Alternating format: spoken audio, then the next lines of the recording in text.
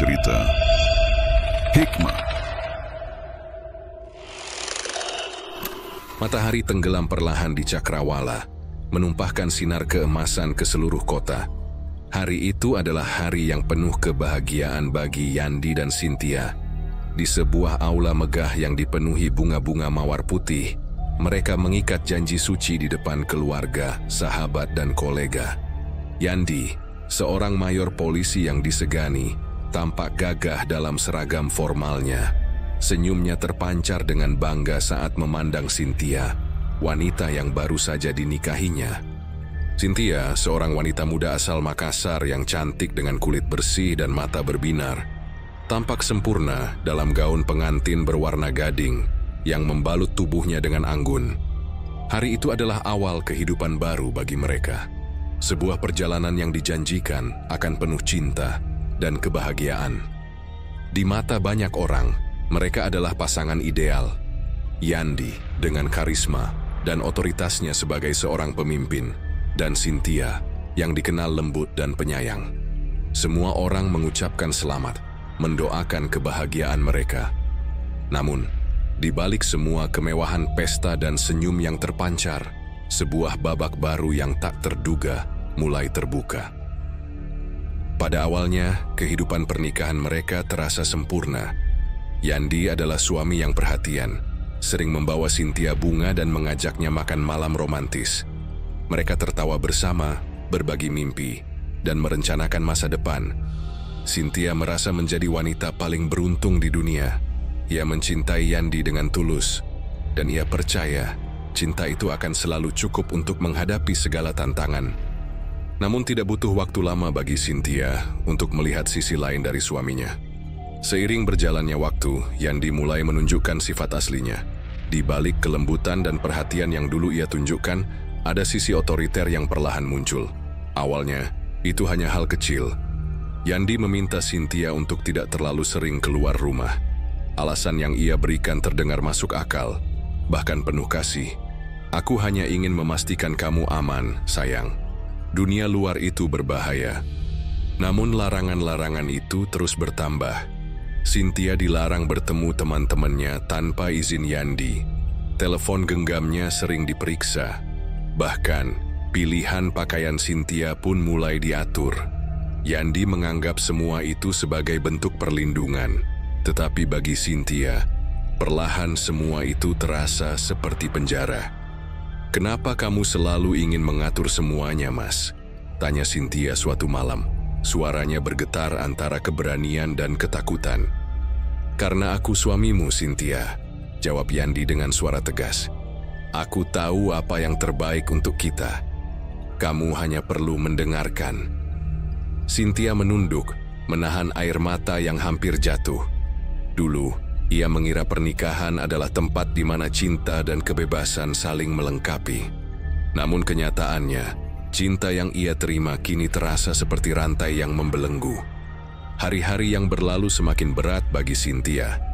Ia mencoba mencari pengertian dari suaminya. Namun Yandi selalu menegaskan bahwa semua yang dilakukannya adalah demi kebaikan mereka. Cynthia merasa terjebak dalam bayang-bayang pria yang dulu ia cintai. Wajah lembut Yandi yang penuh senyuman kini tergantikan oleh sorot mata dingin yang menuntut kepatuhan. Malam-malam Cynthia kini diisi oleh rasa sepi dan kecewa yang ia pendam sendiri.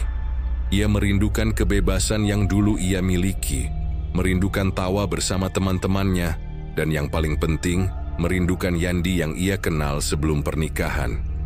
Namun, di balik rasa kecewanya ada sesuatu yang lebih dalam, ketakutan. Ia takut menghadapi pria yang kini terasa seperti orang asing baginya. Di luar, orang-orang masih memandang mereka sebagai pasangan bahagia. Yandi tetap menjadi pria yang dihormati, sementara Cynthia menjadi istri yang terlihat sempurna di mata publik. Namun, hanya Cynthia yang tahu, di balik senyum manisnya, ada luka yang terus menganga.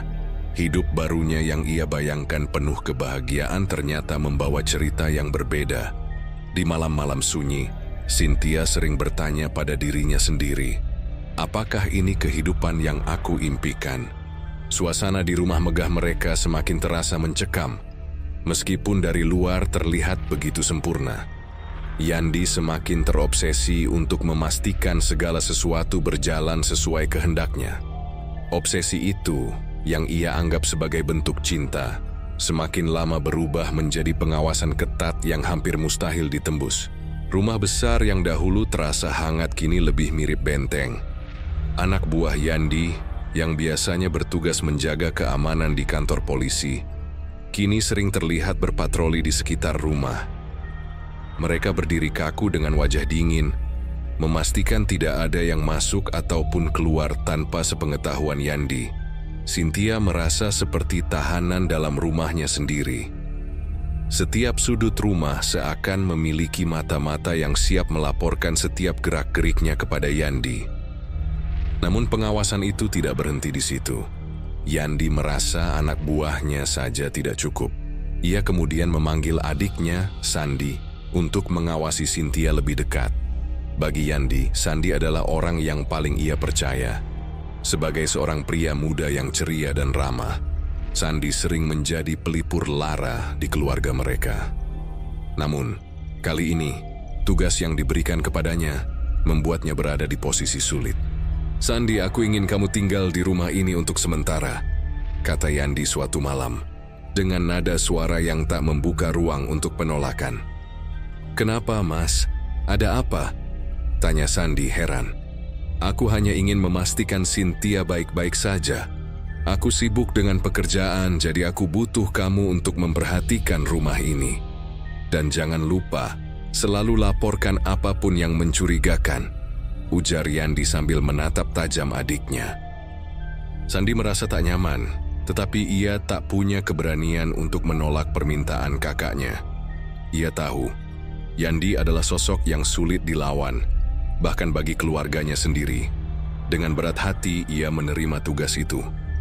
Hari-hari berikutnya, kehadiran Sandi di rumah semakin membuat Cynthia tertekan. Awalnya, Sandi mencoba bersikap sopan dan tidak mencampuri urusan pribadi Cynthia. Namun tugasnya sebagai pengawas memaksa dirinya untuk selalu ada di sekitarnya, bahkan dalam hal-hal kecil sekalipun.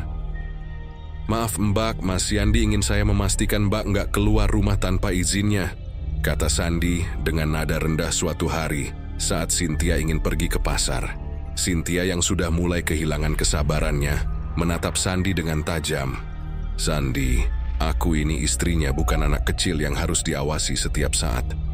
Apa Mas Yandi nggak percaya sama aku?" Sandi terdiam. Ia tahu betapa tidak adilnya situasi ini bagi Cynthia.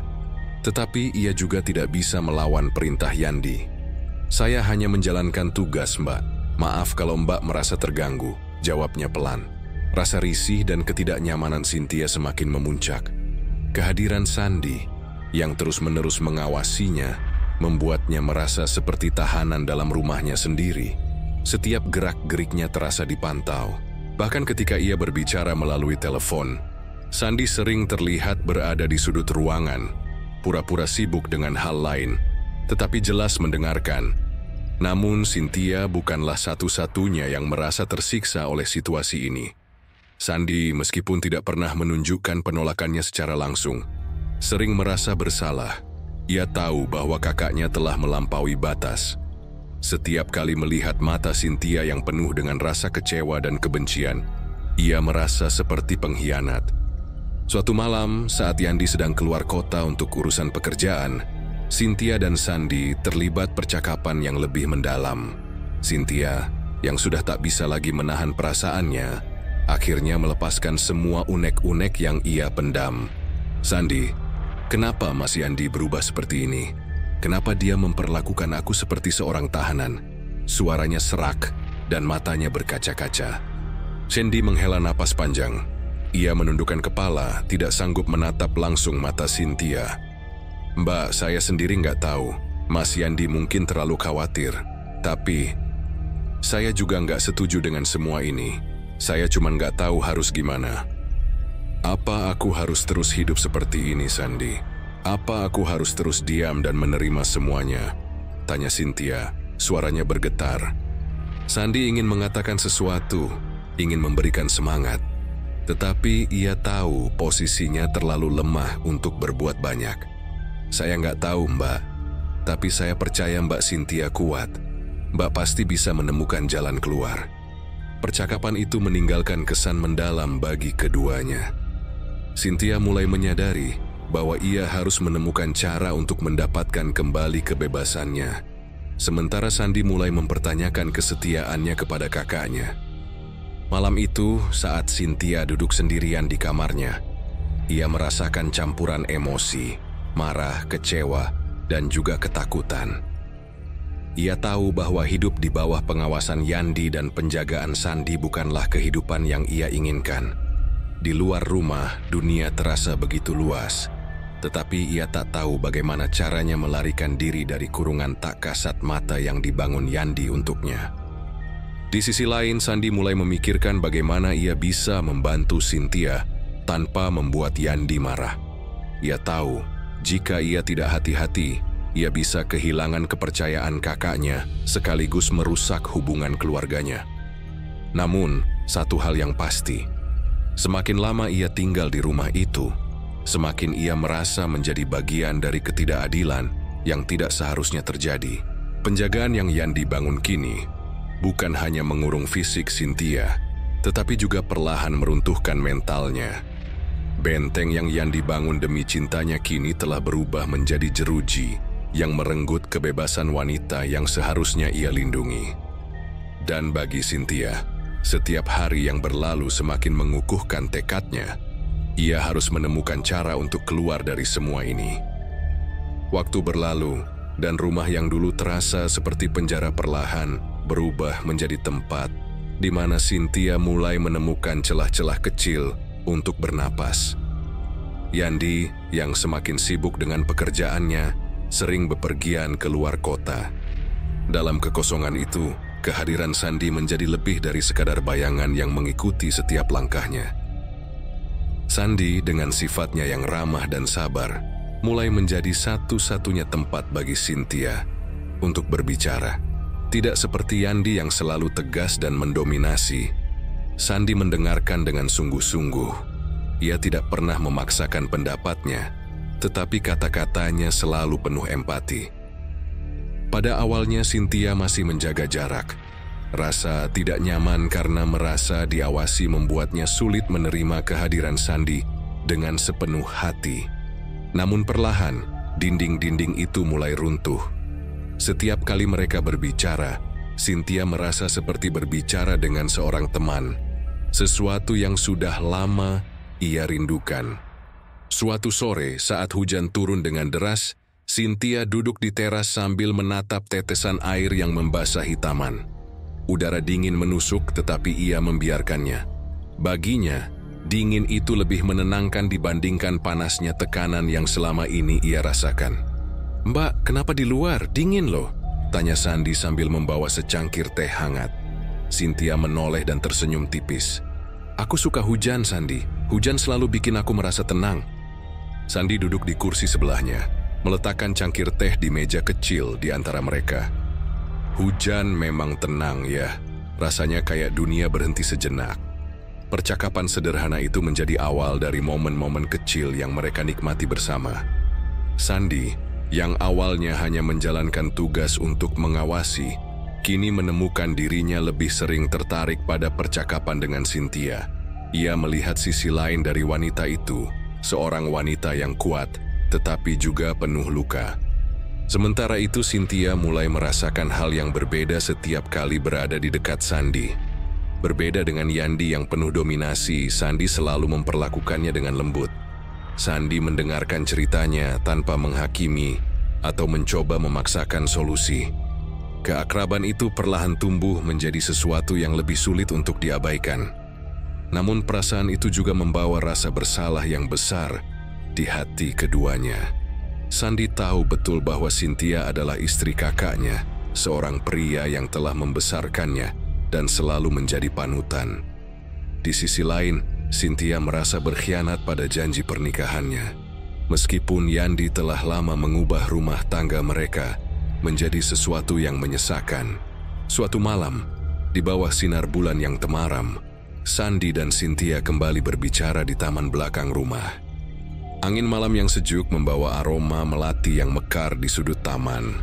"Sandi, apa kamu nggak pernah merasa berat dengan tugas ini?"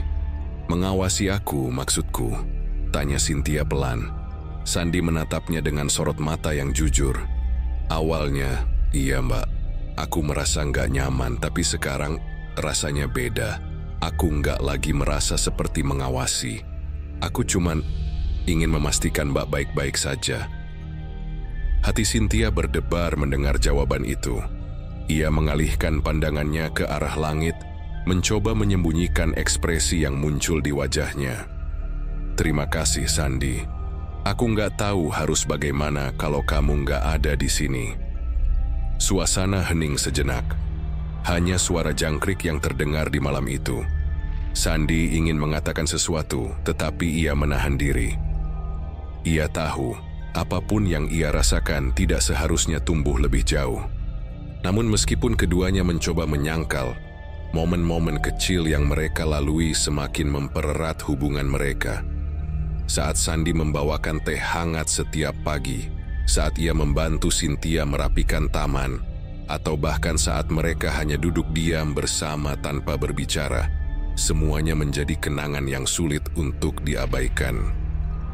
Ketegangan itu akhirnya memuncak suatu malam ketika listrik rumah padam karena hujan lebat. Cynthia, yang tidak pernah nyaman dalam gelap, memanggil Sandi. "Sandi, Sandi, di mana kamu?" Sandi muncul dengan senter di tangannya. "Mbak Cynthia, tenang, aku di sini." Ia berjalan mendekat dan memberikan senter itu kepada Cynthia. "Jangan takut ya, aku nggak akan pergi kemana-mana." Dalam gelap, Cynthia bisa merasakan kehangatan dari kata-kata itu. Ia menatap Sandi. Matanya mencari ketenangan di tengah bayangan gelap yang menyelimuti. Tanpa sadar, ia merasa lebih aman bersama Sandi dibandingkan dengan siapapun, bahkan Yandi. Namun setelah malam itu, perasaan bersalah kembali menghantui mereka berdua. Sandi mulai menjaga jarak, takut perasaannya semakin sulit dikendalikan. Cynthia, di sisi lain, mulai mempertanyakan apa yang sebenarnya ia rasakan. Apakah itu sekadar keakraban atau ada sesuatu yang lebih dalam? Hari-hari berlalu, dan hubungan mereka tetap berada dalam ambiguitas. Mereka tahu batasan yang seharusnya tidak dilanggar, tetapi hati mereka terus berbisik hal-hal yang sulit untuk diabaikan. Di tengah penjagaan berlapis yang dibangun, sebuah rahasia perlahan tumbuh di antara dua hati yang terjebak dalam situasi yang tak seharusnya terjadi. Namun, sampai kapan mereka bisa menyangkal perasaan itu? Rumah besar itu mulai menjadi saksi dari sesuatu yang tak seharusnya terjadi. Suatu pagi, matahari menyelinap malu-malu di antara tirai jendela kamar Cynthia. Ia baru selesai mandi, rambut basahnya terurai, dan kulitnya masih lembab. Ia melilitkan handuk di tubuhnya, mencoba menikmati momen tenang sebelum hari yang panjang dimulai. Namun saat ia membuka pintu kamar, Sandi tanpa sengaja muncul di depan pintu, membawa bungkusan belanjaan. Langkahnya terhenti mendadak ketika melihat Cynthia yang hanya berbalut handuk. Sebelum ia sempat berkata apa-apa, handuk itu terlepas dari tubuh Cynthia, membuat segalanya menjadi canggung dalam sekejap. Saya nggak sengaja, Mbak. Maaf." Sandi buru-buru membalikan badan dan menutup matanya dengan tangan, tetapi wajahnya memerah. Cynthia dengan panik mengambil handuknya kembali dan melilitkannya lagi di tubuhnya. Ia berusaha tetap tenang, meskipun jantungnya berdegup kencang. "Nggak apa-apa, Sandi. Itu cuma kecelakaan." Namun, kecanggungan itu tak mudah berlalu. Setelah kejadian tersebut, keduanya mulai merasakan ada sesuatu yang berbeda. Pandangan mereka satu sama lain berubah, dan momen singkat itu, yang awalnya dianggap biasa, meninggalkan jejak mendalam di hati mereka. Beberapa hari setelah kejadian itu, hubungan mereka menjadi lebih sulit untuk diabaikan. Segala interaksi kecil, seperti tatapan mata yang tertangkap tanpa sengaja atau senyuman yang terukir malu-malu, semakin memperkuat sesuatu yang tak terucapkan di antara mereka. Suatu sore, ketika Cynthia berolahraga di halaman belakang, ia mencoba melakukan gerakan lompatan kecil, tetapi salah mendarat. Kakinya terpelintir, membuat tubuhnya terjatuh ke tanah. Sebelum ia sempat merasakan sakitnya, Sandy dengan sigap menangkap tubuhnya.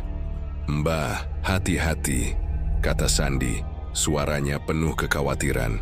Cynthia mendongak, matanya bertemu dengan mata Sandy. Saat itu dunia seakan berhenti berputar. Mereka saling menatap dalam jarak yang begitu dekat. Napas mereka bercampur, dan dalam sekejap tanpa pikir panjang, Sandy mendekatkan wajahnya ke wajah Cynthia.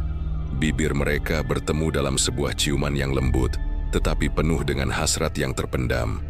Ketika ciuman itu berakhir, keduanya terdiam, menyadari apa yang baru saja terjadi. "Sandy, kita nggak boleh," bisik Cynthia dengan suara bergetar, mencoba mengembalikan akal sehatnya. "Saya tahu, Mbak," jawab Sandy pelan, "tapi saya nggak bisa menyangkal perasaan ini." Setelah kejadian itu, hubungan mereka berubah drastis. Segala hal yang sebelumnya terasa sederhana kini dipenuhi dengan ketegangan. Mereka berusaha menjaga jarak, tetapi perasaan yang mereka coba sembunyikan justru semakin kuat.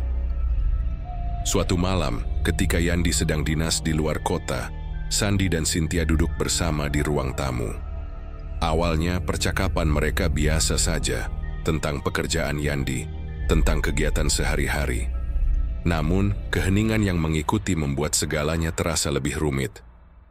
"Mbah, saya nggak mau Mbak salah paham," kata Sandy tiba-tiba. "Saya nggak bermaksud untuk..." "Untuk apa?" potong Cynthia, menatapnya dengan mata yang penuh emosi. "Membuat aku merasa seperti ini, membuat aku merasa dihargai, dipahami, sesuatu yang nggak pernah aku dapatkan dari Yandi." Sandy terdiam. Kata-kata Cynthia membangkitkan sesuatu dalam dirinya, rasa ingin melindungi dan mencintai wanita itu lebih dari sekadar tugas. Malam itu mereka kembali terjebak dalam momen yang sulit dikendalikan. Mereka saling mendekat, dan tanpa berpikir panjang mereka melangkah lebih jauh. Namun mereka tahu bahwa apa yang mereka lakukan melanggar batas. Hari itu keduanya akhirnya menyerah pada perasaan mereka. Mereka pergi ke sebuah hotel kecil di luar kota, jauh dari mata-mata dan tekanan Yandi. Di kamar yang sederhana namun nyaman itu, mereka saling memandang dengan campuran rasa takut, cinta, dan kerinduan yang tak lagi bisa ditahan.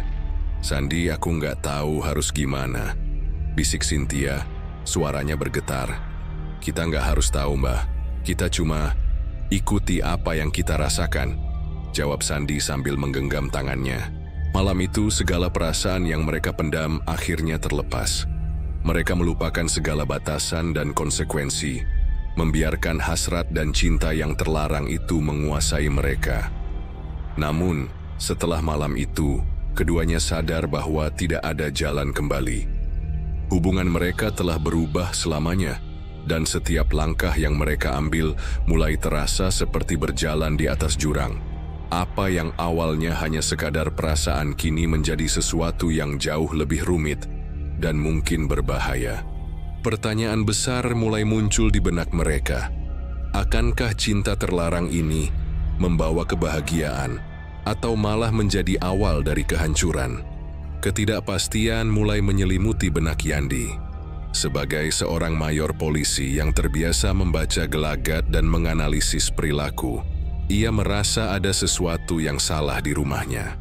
Awalnya ia mengabaikan perasaan itu, berpikir mungkin hanya tekanan pekerjaan yang membuatnya terlalu waspada. Namun semakin hari, tanda-tanda itu semakin jelas. Sikap Cynthia yang dulu dingin dan penuh kecemasan kini terlihat berbeda. Ia sering terlihat lebih ceria, terutama saat bersama Sandy. Gelak tawa mereka terdengar hingga ke ruangan lain, sesuatu yang tak pernah ia dengar dari istrinya selama beberapa bulan terakhir. Mata Yandi menyipit setiap kali melihat mereka berbicara atau saling bertukar senyum. "Kenapa kalian terlihat terlalu dekat akhir-akhir ini?" tanya Yandi dengan nada dingin suatu malam. Cynthia terkejut, tetapi berusaha tetap tenang. "Hanya mengobrol, Mas. Sandy kan adikmu," Apa salah kalau aku mencoba akrab dengannya? Namun, jawaban itu tidak meredakan kecurigaan Yandi. Sebaliknya, ia merasa ada sesuatu yang disembunyikan. Sebagai seorang polisi yang sering menangani kasus rumit, nalurinya segera menyala. Yandi memutuskan untuk menyelidiki lebih jauh. Yandi memerintahkan salah satu anak buahnya, Andi, untuk mengikuti gerak-gerik Cynthia dan Sandi saat ia sedang tidak berada di rumah. Ia memberikan instruksi tegas, amati setiap langkah mereka. Kalau ada sesuatu yang mencurigakan, laporkan langsung ke saya. Jangan sampai mereka tahu. Andi yang sudah bertahun-tahun bekerja di bawah Yandi, melaksanakan tugas itu dengan hati-hati. Selama beberapa hari, ia mengamati dari kejauhan. Awalnya tidak ada yang terlihat aneh. Cynthia hanya pergi ke pasar, dan Sandi sering terlihat membantunya membawa belanjaan. Namun, pada hari ketiga, Andi menangkap sesuatu yang tidak biasa. Dari jarak jauh, ia melihat Cynthia dan Sandi di dalam mobil yang terparkir di sebuah area sepi. Mereka terlihat berbicara serius, tetapi tiba-tiba Andi melihat mereka saling mendekat. Dengan cekatan, Andi mengambil kamera dan memotret momen itu. Bibir mereka bersatu dalam ciuman yang penuh gairah. Andi mengirim foto itu langsung ke Yandi, yang tengah berada di kantornya. Ketika Yandi membuka pesan tersebut, darahnya seakan mendidih. Tangannya mengepal, dan matanya memerah penuh amarah. Beraninya mereka, gumamnya pelan tetapi penuh ancaman. Setelah melihat bukti perselingkuhan itu, Yandi menyusun rencana untuk menangkap mereka dalam keadaan yang tidak bisa disangkal. Ia memutuskan untuk memasang kamera tersembunyi di beberapa sudut rumah, termasuk kamar tidur. Sebagai polisi yang ahli dalam strategi, ia memastikan kamera-kamera itu tersembunyi dengan sempurna, sehingga tidak akan terdeteksi. Ia tidak memberitahu siapapun, termasuk anak buahnya. Ini adalah masalah pribadi, dan ia ingin menyelesaikannya sendiri. 3 hari setelah memasang kamera, Yandi mendapatkan apa yang ia cari. Malam itu, ketika ia berada di ruang kerjanya, ia membuka layar monitor yang terhubung ke kamera di kamar tidur. Ia melihat Cynthia dan Sandi memasuki ruangan bersama. Awalnya mereka hanya berbicara, tetapi kemudian situasinya berubah. Sandi mendekati Cynthia, menggenggam tangannya, dan tanpa ragu mencium bibirnya. Cynthia tidak menolak, sebaliknya ia membalas ciuman itu dengan penuh gairah. Yandi menatap layar dengan wajah yang semakin memerah. Tangannya mengepal begitu kuat hingga urat-uratnya terlihat jelas. Ia mematikan monitor dengan kasar dan berdiri. "Cukup, mereka sudah melewati batas," katanya dengan suara rendah yang penuh kemarahan. Ia membuka laci meja kerjanya dan mengambil pistolnya. Ia memastikan pistol itu terisi penuh sebelum menyelipkannya di pinggang. Dalam pikirannya, ia tidak hanya ingin menghadapi mereka, tetapi juga memberikan pelajaran yang tidak akan mereka lupakan. Yandi memasuki rumah dengan langkah pelan namun tegas. Rumah yang biasanya sunyi kini terasa penuh dengan ketegangan yang menyesakkan. Ia berjalan menuju kamar, di mana ia tahu Cynthia dan Sandi masih berada. Malam itu, rumah yang biasanya sunyi berubah menjadi arena penuh ketegangan. Langkah kaki Yandi terdengar berat saat ia berjalan menuju kamar.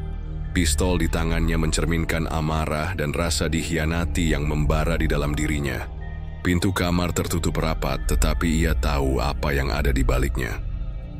Dengan satu tendangan kuat, pintu itu terbuka, memperlihatkan pemandangan yang menghancurkan hatinya. Cynthia dan Sandi berdiri berdekatan. Wajah mereka pucat saat melihat Yandi masuk dengan pistol terhunus. "Beraninya kalian mengkhianati aku," teriak Yandi, suaranya bergetar penuh amarah. Cynthia melangkah mundur, tubuhnya gemetar. Sementara itu Sandi mencoba tetap tenang, tetapi tatapannya penuh rasa bersalah dan ketegangan. "Mas, aku bisa jelaskan." "Jelaskan apa, ha? Kau tidur dengan istriku, adik yang kupercayai sepenuh hati. Apalagi yang perlu dijelaskan?" Yandi membentak, telunjuknya yang menggenggam pistol semakin erat, seolah-olah siap menarik pelatuk kapan saja. Namun sebelum Yandi sempat melakukan apapun, Sandi melangkah maju dengan gerakan cepat. Dalam sekejap, ia berhasil merebut pistol dari tangan Yandi. Kini giliran Sandi yang memegang kendali. Ia mengarahkan pistol itu ke kakaknya. Tangannya sedikit gemetar, tetapi matanya dipenuhi dengan kemarahan yang tak tertahankan. "Kamu pikir aku nggak tahu semua rencana ini, Mas?" kata Sandi dingin. "Kamu selalu meremehkanku. Dari dulu, aku ini cuma bayanganmu. Bukan saudara, tapi bawahan yang harus tunduk. Kamu nggak pernah menganggapku setara." Yandi terpaku, tidak menyangka mendengar luapan emosi itu dari adiknya. "Sandi, aku melakukan semua ini untuk melindungimu. Aku nggak pernah bermaksud merendahkanmu." Sandi tertawa sinis. "Melindungi? Kamu bahkan nggak bisa menjaga istrimu sendiri. Cynthia nggak bahagia bersamamu, Mas. Dan kamu tahu itu." "Sandi, jangan bicara seperti itu," sela Cynthia dengan suara pelan, tetapi Sandi mengabaikannya. "Kamu ingin balas dendam sekarang ya?" Yandi menatap Sandi tajam. "Lakukan saja," tarik pelatuknya. "Tapi ingat, apa yang kamu lakukan hari ini akan membayangi hidupmu selamanya." Sandi terdiam sejenak, tangannya semakin gemetar. Namun sebelum ia sempat mengambil keputusan, Cynthia berdiri di antara mereka. "Berhenti, kalian berdua berhenti." Cynthia berteriak, air matanya mengalir deras. "Kalian saudara, kalian seharusnya saling melindungi, bukan saling menghancurkan." Situasi semakin tak terkendali. Sandi berusaha menyingkirkan Cynthia dari hadapannya, tetapi ia tetap berdiri di sana, menjadi perisai di antara dua pria yang ia cintai dengan cara yang berbeda. "Cynthia, minggir!" bentak Sandi, suaranya penuh keputusasaan. "Kalau kamu mau melukai Yandi, kamu harus melukai aku dulu," jawab Cynthia tegas, meskipun tubuhnya gemetar. Dalam kekacauan itu, Yandi mencoba merebut kembali pistol dari tangan Sandi. Mereka bergumul, saling mendorong dan menarik, sementara Cynthia terus berusaha melerai mereka. Namun dalam pergulatan itu, sebuah tembakan terdengar. Waktu seolah berhenti. Cynthia terdiam, matanya terbuka lebar sebelum akhirnya tubuhnya ambruk ke lantai. Tembakan itu mengenai dadanya, tepat di sisi kiri. Darah dengan cepat membasahi bajunya, menyebar di lantai kamar. "Cynthia!" Yandi dan Sandi berteriak bersamaan. Suara mereka dipenuhi kepanikan. Yandi berlutut di samping tubuh istrinya, mencoba menghentikan pendarahan dengan tangannya. "Tolong bertahan, sayang. Jangan pergi. Aku mohon," ucapnya dengan suara gemetar. Air matanya bercucuran tanpa henti. Cynthia mencoba tersenyum meskipun napasnya semakin berat. "Mas, aku cuma ingin bahagia. Maafkan aku." Suaranya semakin melemah, dan beberapa detik kemudian, matanya tertutup untuk selamanya. Kehilangan Cynthia menghancurkan keduanya. Yandi terisak di samping tubuh istrinya. Rasa penyesalan yang mendalam menguasai dirinya. "Aku yang salah. Aku yang membuatmu menderita. Maafkan aku, sayang." Sandi di sisi lain membeku, tidak percaya bahwa tindakannya telah menyebabkan nyawa orang yang ia cintai melayang. Pistol yang ia pegang terjatuh ke lantai, suaranya menggema di seluruh kamar. Aku membunuhnya," gumam Sandi dengan suara bergetar. Beberapa menit kemudian, sirene polisi terdengar mendekat. Yandi, yang masih menangis di samping tubuh Cynthia, tidak berusaha kabur. Sandi dengan wajah penuh penyesalan mengangkat tangannya ketika polisi masuk ke dalam rumah. "Aku menyerah," katanya lirih, air matanya mengalir. "Aku yang salah." Yandi tidak berkata apa-apa. Ia hanya menatap kosong ke tubuh Cynthia. Rasa bersalah yang tak terhingga menghancurkan hatinya. Kejadian malam itu menjadi akhir yang tragis bagi semua pihak. Cynthia kehilangan hidupnya, Sandi dipenjara atas tindakannya, dan Yandi harus hidup dengan penyesalan seumur hidup. Namun dari kehancuran itu, muncul kesadaran yang terlambat. Cinta tidak bisa dipaksakan, dan dendam hanya akan membawa kehancuran. Yandi akhirnya berhenti dari pekerjaannya sebagai polisi dan memilih mendedikasikan hidupnya untuk membantu korban kekerasan rumah tangga sebagai bentuk penebusan atas kesalahannya terhadap Cynthia. Sementara itu, Sandi menjalani hukumannya dengan hati yang penuh penyesalan, bertekad untuk menjadi pribadi yang lebih baik setelah keluar dari penjara. Kisah ini menjadi pengingat bahwa cinta, jika tidak dibarengi dengan rasa hormat dan kepercayaan, hanya akan menjadi racun yang merusak segalanya. Mereka semua telah membayar harga yang mahal, tetapi setidaknya ada pelajaran yang bisa dipetik dari kehancuran itu. Terima kasih buat teman-teman yang sudah menonton video ini sampai habis. Semoga bisa dipetik pelajaran dari video kita ini. Saya selaku admin Cerita Hikmah mengucapkan mohon maaf jika ada kesalahan dari kami. Jangan lupa dukung channel kami dengan cara like, komen, share, dan subscribe. Nyalakan juga lonceng notifikasinya. Kita bertemu di video berikutnya.